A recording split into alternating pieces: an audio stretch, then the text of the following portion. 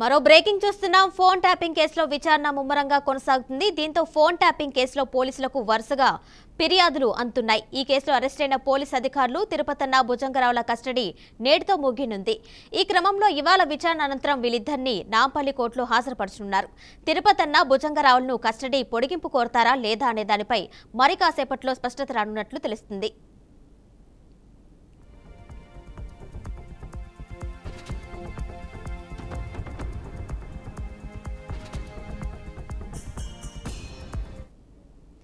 అయితే ఈ ఇద్దరి నుంచి అధికారులు కీలక సమాచారం రాబట్టినట్టు తెలుస్తుంది. మరికొందరిని అరెస్ట్ చేసే అవకాశం ఉంది. మాజీ డీసీపీ రాధాకిషన్ రావు రిమాండ్ రిపోర్టులో పోలీసులు మరో అధికారి వేణుగోపాలరావు పేరును ప్రస్తావించారు. వేణుగోపాలరావును సైతం పోలీసులు అరెస్ట్ చేయనున్నట్టు సమాచారం.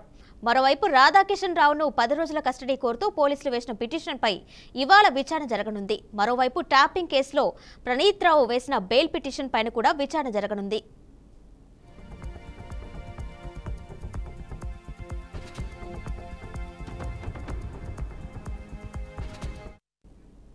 దీనిపై మరింత సమాచారం మా ప్రతినిధి క్రాంతి అందిస్తారు. క్రాంతి, చెప్పండి. ఫోన్ ట్యాపింగ్ కేసుకు సంబంధించి మరొక కొత్త పేరు అయితే ప్రస్తావనలోకి వచ్చినట్టు తెలుస్తుంది. అలాగే ప్రణీత్ రావు కేసు కూడా ఈ రోజు విచారించే అవకాశం ఉన్నట్టు తెలిసింది. దానికి సంబంధించి డీటెయిల్స్ ఇవ్వండి. రైట్ యామిని, ప్రస్తుతం ఏదైతే ఫోన్ ట్యాపింగ్ కేసు విషయంలో మాత్రం దేశవ్యాప్తంగా సంచలనం సృష్టిస్తుందని చెప్పుకోవచ్చు. అయితే దీంట్లో ఏదైతే భుజంగరావు కావచ్చు, తిరుపతి అన్నది వీళ్ళ కస్టడీ ముగింపు వరకు ఈ రోజు వాళ్ళకు వైద్య నిమిత్త పరీక్షల తర్వాత నాంపల్లి కోర్టులో హాజరుపరచడం జరిగింది. అయితే దీనికి న్యాయమూర్తి గారు దాదాపు అంటే ఈ 6 వరకు జ్యుడిషియల్ రిమాండ్ విధించడం అయితే జరిగినది. అయితే మరికొద్ది సేపట్లో వాళ్ళని నాంపల్లి కోర్టు నుంచి చెంచల్గూడ అయితే తీసుకెళ్తున్నారు. అయితే వీళ్ళు ఇచ్చిన సమాచారం ప్రకారంగా మరికొంతమంది అధికారుల పేర్లు కూడా వెలుగులో వస్తున్నాయి. వాళ్ళని కూడా త్వరలోనే పోలీస్ అధికారులు కూడా వాళ్ళకు నోటీసులు ఇచ్చి అదుపులో తీసుకునే అవకాశాలు చాలా ఎక్కువగా కనిపిస్తున్నాయి. దీంతో పాటు ఎందుకనంటే గతం ప్రణీత్ రావు కావచ్చు, లేదు అంటే భుజంగరావు కావచ్చు, బెదిరించిన దాదాపుగా వ్యాపారవేత్తలు కావచ్చు, రాజకీయ నాయకులు మాత్రం ఒక్కొక్కరిగా వెలుగులోకి వస్తున్న సంగతులు కూడా చూస్తున్నాము.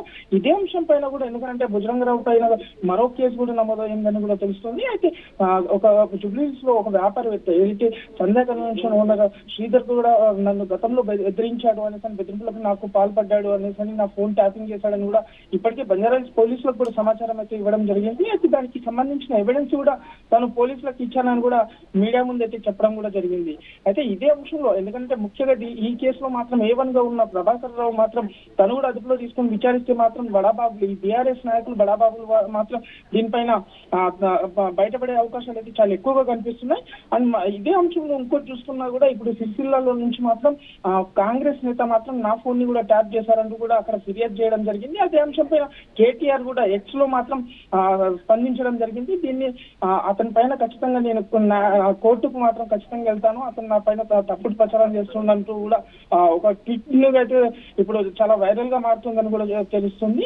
అయితే నేను న్యాయపరంగానే నేను పోరాడతాను అంటూ మాత్రం తను ట్వీట్ లో మాత్రం స్పష్టంగా అర్థమవుతుంది. Yamini. Right Kranti, thank you.